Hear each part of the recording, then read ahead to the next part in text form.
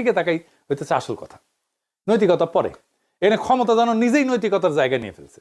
আর ক্ষমতাবান, আমি যাদেরকে বাঙ্গু এলিট বলি, তারা যেভাবেই হোক ক্ষমতাকে ধরে রাখে, তাদের ক্ষমতার বৈধতার জন্য ন্যারেটিভ তৈরি করে, তার জন্য বুদ্ধিজীবী আছে, মিডিয়া আছে।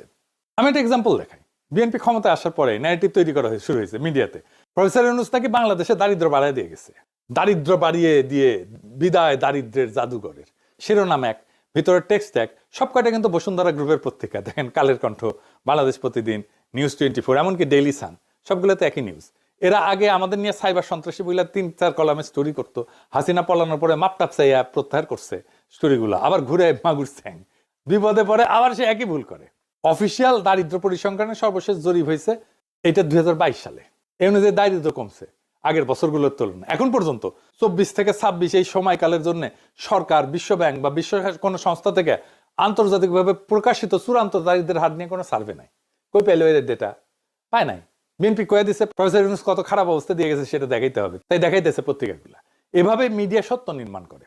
ইলেকশনের আগে সব মিডিয়া একসাথে জামাত এনসিপি জোটের পিছে লাগলো, কভারেজ কমাই দিল। এভাবে এরা সত্য উৎপাদন করে। গত এপিসোডে দেখাইছিলাম আর এক বয়ান রেডি করতেছে, ঋণ বোঝা বাড়াই দিয়ে গেছে প্রফেসর ইউনূসের সরকার, দেখেছেন না? এইভাবেই ট্রুথ প্রোডাকশন বা সত্যের নির্মাণ ক্ষমতার অংশ। ক্ষমতা শুধু পুলিশ দিয়ে টিকে না, ন্যারেটিভ দিয়েও টিকে। আমরা এই সোশ্যাল মিডিয়া দিয়া মেইন স্ট্রিম মিডিয়ার সাথে পেরে উঠি নাই ইলেকশনের সময়। তার উপরে আরেকটা জিনিস আছে, কি